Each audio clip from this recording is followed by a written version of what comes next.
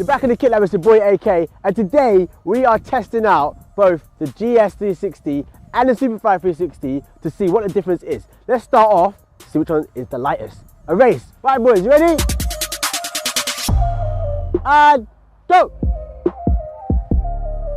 Alright, so that was a lot of speed there, but let's start off with this bad boy, the Superfly 360. Now, as you can tell by the name of course, and by now you should know that it is a fly knit construction all the way around the entire boot. And what you also have is a gradient shift on the upper, which means that the lower part is tightly knitted together to give you more support, and as it comes up towards the top of the foot, there's minimal support and it's pretty much just fly knit itself. In terms of touch, it is super close to the ball, so when you're dribbling and when you're striking the ball, you get maximum feel on your foot. The GS 360 on the other hand is different because it's not made from fly knit.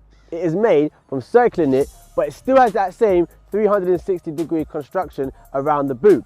Now in terms of the gradient shift on the upper, rather than being gradual like the Superfly 360, you get a 3-part shift in the upper, which still has the same concept as the Superfly, but less developed in a way.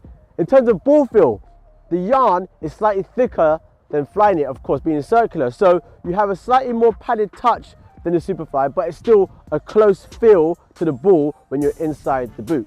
Moving on to the sole plate. Now we know the Superfly 360 has those chevron pods both at the front and rear end of the sole plate. There's nothing in between because the chassis is inside. But the actual studs themselves are arrowheads. And the idea is that you have maximum traction, especially when you're accelerating and decelerating in straight lines in particular.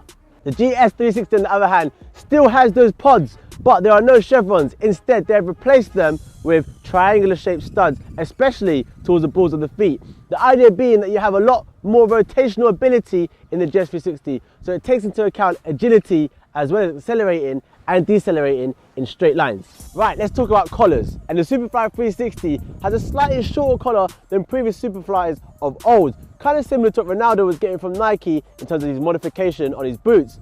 But then the GS 360 went one step further and has a lower cut, especially around the ankle part. What you get then as a result is kind of a blend between the Superfly 360 and the current Vapor 360. And for me, that definitely seems a lot more comfortable, especially when striking the ball, as you get a lot more lean on either side rather than stiffness from Superfly. So my verdict on both the GS 360 and Superfly 360, well, they are very different, but they are the same. It sounds very weird, but of course you've got yourself a great speed boot either way. There are a couple of things on my mind though. Firstly, the price. £155 compared to £230 is a big difference when it comes to a speed boot of top caliber, and it's obviously because of the materials used in terms of the GS 360 compared to the Superfly 360. Also, in terms of the actual fit and feel, the GS 360 probably for me is more comfortable in terms of that circular knit, just because it has a little bit more give than the Superfly 360. But overall, in terms of performance, the Superfly 360 for me is definitely the way to go. So let me know what your verdict is between the two in the comments below. Right, so if you like the tech talk guys, make sure you give us a massive thumbs up.